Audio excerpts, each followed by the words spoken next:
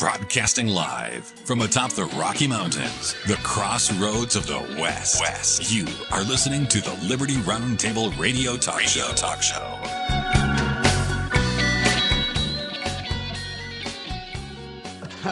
Intelligence, DOJ misconduct, election fraud continues. What did Trump know? Looks like everybody's resigning. Maybe I had to resign too, huh? Did Trump post a photo of himself as Jesus? Yeah, the GOP midterms are melting down. Trump says gas prices might not go down.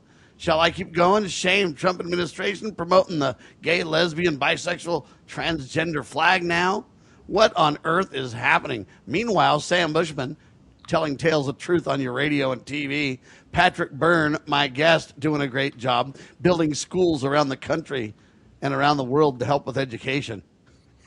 What on earth is happening? So they say now, what did Trump know? Epstein emails alleged Trump knew about the girls. Demand for full release intensifies. Speaker Johnson signals, quote, new House vote on the Epstein files. I thought they already voted to release them. I know. But pressure's building for a real release. Accountability is what people want. House Speaker Mike Johnson says lawmakers will vote again on the Epstein files as Congress returns.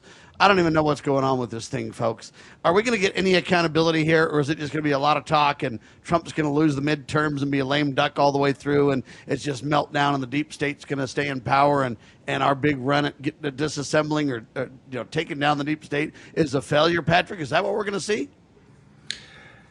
Not yet, although I think if Trump were serious, he would bring Michael Flynn in to be National Security Advisor. We now have a 29-year-old. I think Marco Rubio is acting. Yeah, put Mark Lamb in charge of the Justice Department and put Sam Bushman in charge of the media, right? We'd get started. Right. We could start. And I think it would take about 30 days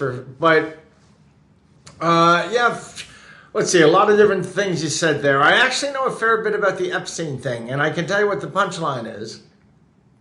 The punchline is 3,500 global elites are on tape, either sex with children or eating baby brains or something like that. And maybe for some of them, they were doing it because they knew it was like the Hollywood people who knew that you needed to sleep with P. Diddy before you could get your rap contract. Well, I think similar things have been. Anyway, but there's 3,500 elites, and at one point the conversation was, if we expose this, like, institutions around the world are going to crumble. That's fine. Let her rip. Bring it on, buddy. Yeah, it couldn't happen to nicer people. Royalty, elites from around the world were caught up in that. I think that the best thing, and I haven't seen what new email you're referring to. There's a new email that suggests Trump knew about underage girls. That would surprise me. Yeah, that's what they're saying. And they're now demanding for it to be released. So exactly who saw what where, I don't know. I'm just telling you that they're saying, hey, it's a big issue. Mike Johnson's being forced to respond to it right now. What did Trump know is the question. He knew about the girls' demand for full release intensifies. So, I don't think we're to the bottom of this at all, but I personally believe it's kind of like the JFK assassination or Barack Obama's birth certificate or some of these kind of things. I don't think we'll ever see the light of day to any truth on this thing. I really don't. I wish we would, because I want accountability, but I believe the deep state is way too deep. Yeah, I have some, I've told this story publicly about, I was invited. Epstein tried very hard in 2019 to get me to come visit his island. I knew all about Epstein since 2007 because there's a Wall Street website called Zero Hedge that the hedge funds use. I got Fang over at the island, Patrick. You want to go? Yeah. No, I had somebody show up. Somebody who knew him showed up at a conference I was in for 3 days and found like 3 or 4 opportunities to intersect with me and say, oh, by the way, Jeffrey, I was just out with Jeffrey. He was talking about you. He really wants to meet you. Boy, he really thinks you're a good guy, Byrne. He wants you to come out to his island, and he's got this incredible trading operation, and he sits there on the phone all day, taking calls from Bill Gates, taking calls from presidents. Don't believe what you hear. And he just kept, it was very forced. And he found like 3 or 4 opportunities to do that. And I kept saying no. Then a week later, he showed up at my home with his wife, that same intermediary. And again, so casually tried to talk me into going to Epstein's Island. And I got thinking that's probably the right thing to do. I put my Stanford PhD in philosophy to work, all my ethics training. And I decided the right thing to do was probably to go out to accept the invitation and go out to the island and murder Jeffrey. And I figured I would get him to take a swim with me in the water. I love open water swimming, and I would get him. And then I learned that he had cameras everywhere on the island, and that there was no way to get away with murdering him. So I did not go. And a month later, he got arrested, and then he died in prison. And then they came to me and they offered to set me up as Epstein 2.0, but I declined that. So that really is the real question. Everybody wants to get to the bottom of this. They want these 3,500, elites around the world to go to prison, and we want accountability and transparency. And I get that. I support that. Don't get me wrong. I want it stopped. But really, my question is this. Whenever there's a cartel, a drug cartel or a gang or something like that, when you snuff out the leader, doesn't somebody else just pop up and take their place in a second? So my real question, isn't this just continuing under another name, a new brand, hey, man, isn't this just continuing right now, and that's really why they won't get at the bottom of it? Yes, it's probably more discreet. It's probably, I don't know about the underage. I was told that this is what happened. I'll tell you what I was told when they actually pitched me to be Epstein. Yeah, we're just going for 16-year-olds now. We're stopping at no 13-year-olds. You know what I'm saying? Well, what I was told it was an Israeli operation set up to manufacture Red Sparrows, because the American Intelligence Service, we don't use Red Sparrows, but that the CIA had created like an umbrella, and Israel was running this operation in the West to manufacture Red Sparrows for them to use in their Mossad games, and that Epstein had crossed the line. So that was his assignment, was to find girls who could be turned into Red Sparrows, women who would sleep with spies, women who would use sex and espionage. Yeah, kind of like Fang, what's that dude's name? Fang Swalwell. Yeah, well, like that? Exactly. But we don't do that. The U.S. doesn't do it, but we knew that Israel does, and we were saying, if you want to do it on our territory, we'll let you. That's the story I was told, but that Epstein had, on his own, had been doing this since like the 80s or 90s, but on his own, he went underage. He started going underage, and that was verboten, and the intelligence services let him get a slap on the wrist. He had like 6 months of home arrest or something silly. But then after that, he wasn't supposed to go underage. I don't know if they told me he did not go underage after that event in like 07, 08, where he did some jail time. He went straight then, man. He went. Yeah, well, he just did girls above 18. I understand. And by the way, just so everybody understands Red Sparrow, the reference relates to a spy film. It was kind of a thriller that kind of highlighted Russians and using Red Sparrows and this and that. And the movie kind of came from the term, or the term kind of came from the movie. It's the term came from this happening, and then the movie documented it, and then people kind of thought it came from the movie. But understand, this has been going on since Adam and Eve had kids, right? Right. It's the second oldest profession. Espionage is the second oldest profession. And the line between the second oldest profession and the first oldest profession is sometimes a little blurrier than you would think. And and a lot of services use young trained women as spies. China, Russia do it, North Korea, and Israel do. Israel has a whole group of beautiful spies. I happen to know one of them. I mean, like supermodel, beautiful women. Yeah, and why we would claim we don't do it and pretend we hold the moral high ground, and then partner with Israel to do it, and then have subcontractors that aren't really government do it and everything else. We're just playing games with words here. We don't hold the moral high ground, right? Well, we hold the moral high ground it's not as bad as actually doing it. I don't know. If Israel's doing that in their own espionage service, no skin off my nose. It's the way espionage works. There's a lot of blackmail and stuff in espionage. However, it's certainly wrong, anything underage. And what may also be the case is even the story they told me was a cover story, and that underneath it, Israel, that's the guise in which it got set up. But Israel was not just manufacturing Red Sparrows, they were manufacturing compromat or blackmail material on Western politicians That's it really becomes the national security discussion rather than a sex discussion, right? Yeah. My guess is that this is actually the source of a lot of the Israeli blackmail material by which they control American politicians. And it Is that why we're in a war, do you think? Say again? Is that why we're in a war right now? Well, I'm like a Christian, the proverbial Christian Scientist with appendicitis on this war. Yeah, I think that a lot of the accusations about Israel pulling us by the nose are true. People forget that Qatar spends a lot of money and China spends a lot of money. There's a lot of other people spending money in D.C. on lobbying. But maybe they do, but they are pulling our nose. Maybe it's possible that they're leading us by our nose to make us do the thing that needs to be done. Let me tell you, Iran, I'm Mr. Peace. I'm against wars. And the more older I get, the more I'm against wars. There's two wars that have to happen. Iran and Venezuela.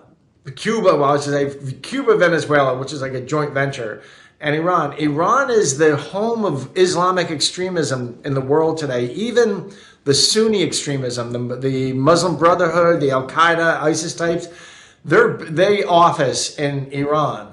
And Iran, for 47 years, has been an extremely problematic international actor. And that's for sure. That's for sure. So, on that grounds, I actually think this may turn out to be. Let me tell you, it's a gamble. Anyone who's telling you that this is obviously stupid or obviously brilliant of Trump is talking through the hat. It's not clear. It's a gamble. But if the gamble works, if Iran falls, if the mullahs fall, we wake up to a world you and I can't conceive. It'll be peace will be in the Middle East. All the Islamic fund. I think it's even going to hurt what's going on, the Islamic takeover of Europe. But it's going to be a failed gamble because I believe Iran is backed by China and backed by Russia. So there's no way they definitely are. But you don't think, but we can do things even if they're backed by China or Russia. With Trump blocking off their fuel, by the end of next week, they'll be bankrupt. Time will tell. We've said Cuba was going to fall, and it's not fallen. And we said we were going to get to the bottom of the Epstein files. And now Trump's telling the Republicans not to go along with the Democrats to release them because it's just a Democrat hoax. So we're being played 66 ways from Sunday, Patrick. Yeah, I'm not a Trumplican, although I'm an American firster. Although I've done a lot to help President Trump, my life is not about President Trump. My life is about I think that he came in. Some days I wondered why we fought so hard for 4 years, because he came in and pulled in a bunch of his retreads, and he's got Susie Wiles and Chris Lasivitas, and really people I'm not even sure wanted him to win. And he's just got and Pam Bondi. What's the point of all the fight we went through to put Pam Bondi and Todd Blanche over the DOJ, who have kept this should have taken about 2 weeks or 30. They've even defamed Kash Patel. Kash Patel. Well, how they defang him is they fly him around in a private jet and let him wear FBI jackets, rock concerts with his girlfriend, and go get on house raids and be on the front page of the New York Times going raiding a house. And they just change it. He's all caught up in the magic of flying around in his private jets and raiding trap houses, and he's let all this other stuff die. Ladies and gentlemen, Patrick Byrne, my guest, him and myself, we are committed to the triumph of freedom over tyranny. We're not here to attack anybody, but we are here to tell the truth. Now, you got Swalwell resigning. You've got Tony Gonzalez resigning. You've got Trump posting a photo of himself as Jesus. Marjorie Taylor Greene's warning of a GOP meltdown come midterm. Are we going to lose everything at midterm and Donald's going to be the ultimate lame duck? Is that what's going to happen? Well, he's not going to be a lame duck. If we lose in the midterms, the House Speaker will become Hakeem Jeffries. Hakeem Jeffries will impeach in the first week. The Senate will have, even if it has 52 Democrats and they need 67 to convict on the impeachment, there's at least 16 Republicans who will cross the aisle because they're sick of this, and they'll vote. And they'll do Trump and Vance together. And once they're gone, you will have President Hakeem Jeffries and Vice President AOC and Foreign Secretary Mandami. That's not even a place for Kamala. Come on. Yeah, probably. That's the plan. So those are the states. You might put Kamala as the Justice Department. She can take Pam Bondi's place, right? Yeah. I mean, exactly. Social justice. Well, Yeah, I think that's the plan, and we're close to that. I don't think they're going to. Trump has made a lot of changes that will make election theft harder. I'll tell you the standout in my mind, Tulsi. I think J.D. Vance, well, Marco Rubio has stood tall and done quite a respectable job as foreign secretary, and J.D. seems intelligent. But Tulsi's the one who grabbed this bull by the horn and has done the most work. Amen. Integrity. She's great. Amen. Now, let me ask you this. Donald Trump posted himself on social media literally as Jesus. Now, he's kind of backtracking and saying, no, I was like a doctor. No, dude, you got to look at the photo. He posted himself as Jesus. Now, it was AI generated. Now it's taken down, but then he slams the Pope. Is he intentionally self-destructing before the midterms? I mean, that's the most psychotic thing you could do if you want the Christian vote, the conservative vote, the white vote. I can go through a list of whatever you want to call everybody that could be his supporters. But, I mean, if you want to destroy MAGA, just attack Christianity and mock it like that. Is he intentionally self-destructing? I don't understand it.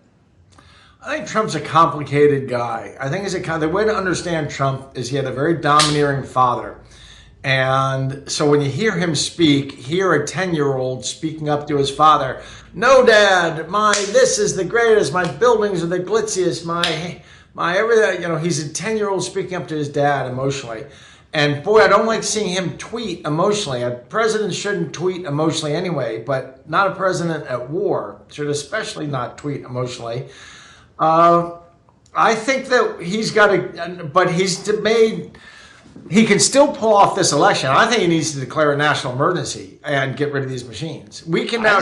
I think what he needs to do is to abolish the IRS. He's got the external IRS now. Why doesn't he abolish the IRS and do something for the American people that'll make us all go, yeah? I mean, you would get Democrat and Republican alike in the ranks of we the people celebrating that, wouldn't you? The external IRS being the tariffs? No, yeah, yep. Since you got that cranked up, you can get rid of the internal IRS now, right? Well, I have to give him credit. He saw that. I had no idea that was going to work as well as it did. I give him great credit for that.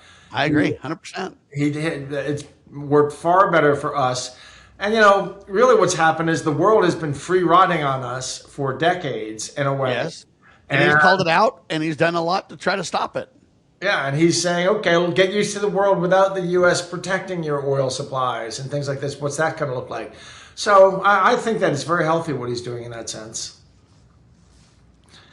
All right, what about now Trump is agreeing to fly gay, lesbian, bisexual, transgender flag over, what do they call it, Stonewall Monument? So he took it down quietly, then he got in a big old lawsuit. Now he's popping it back up, and the gay and lesbians are all applauding and everything else and stuff like that. What's the monument? It's called the Stonewall Monument. I guess it's in New York or whatever. It's where the gay flag has been flying forever, and it's a big celebration place where they came up with the rainbow flag and all this kind of stuff. And now Trump's having to take a back seat and capitulate to that. I'm just telling you, by the time you do that, promote the gay and lesbian flag, back away on pro-life, gas prices might not go down before the midterms. Marjorie Taylor Greene warning that there's going to be a big meltdown. He gets in a fight with some of the most conservative people of all. Then he's posting himself a photo of Jesus. It almost seems like intentional destruction. Well, the photo of Jesus reveals something key, which is, to me, Christianity is supposed to develop a certain character. And that character is one of humbleness and meekness and kindness and concern for others and such.